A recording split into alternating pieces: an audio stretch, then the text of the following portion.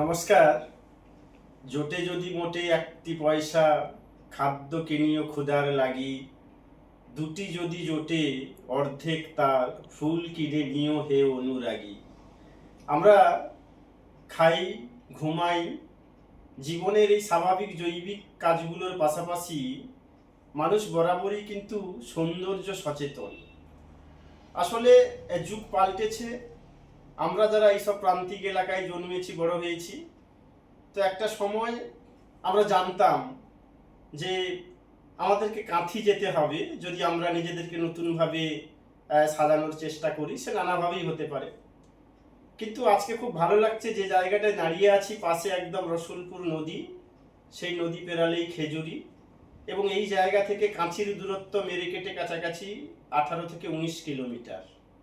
আমি শুধু ধন্যবাদ দেব না, আমি প্রশংসা জানাবো পুলক ডিঙ্গাল, পুলক দাই বলি তাকে, যে এরকম একটা জায়গাতে, যেটা দক্ষিণারিয়া এবং পেটুয়া মোড়ের মাঝামাঝি, রেডিয়েন্ট হেয়ার স্টাইল, যে ইউনিসেক্স সেলুন তিনি উদ্বোধন করেছেন, এবং আমি দেখেছি যে জেলা পরিষদের মৎস্য এবং প্রাণী সম্পদ দপ্তরের কর্মাধ্যক্ষ তরুণ কুমার জানা তিনি উদ্বোধন করেছিলেন।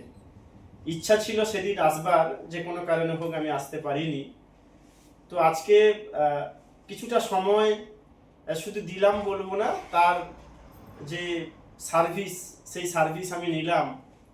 আমি সত্যি ইমপ্রেস হয়ে গেছি যে এরকম একটা জায়গাতে এত উন্নত পরিষেবা দেওয়া যায়, এবং আমি প্রত্যেককে ওয়েলকাম জানাবো যে একবার আপাতত আপনারা ঘুরে যেতে পারেন এই জায়গাতে এসে। এবং যেভাবে এখানে যারা খুব প্রফেশনাল কর্মীরা যারা আছেন, তারা যেভাবে ট্রিটমেন্ট করলেন, যে পরিষেবাটা দিলেন, আমি সত্যি ইমপ্রেস হয়ে গেছি। এবং আরেকটা যেটা বড় বিষয়, যে উন্নত পরিষেবা, কোয়ালিটেটিভ পরিষেবা, এবং তার পাশাপাশি রিজনেবল প্রাইস, এটাও তো একটা ফ্যাক্টর। কারণ আমরা যারা এইসব প্রান্তিক এলাকায়, গ্রাম বাংলায় থাকি, আমাদের কাছে এই প্রাইস একটা বিষয়, কিন্তু রিজনেবল প্রাইসের মধ্যে দাঁড়িয়েও যে এভাবে উন্নত পরিষেবা দেওয়া যায়, এবং আপনারা দেখছেন যে হাইফাই অ্যাকোমোডেশন, এটা একটা বিষয়।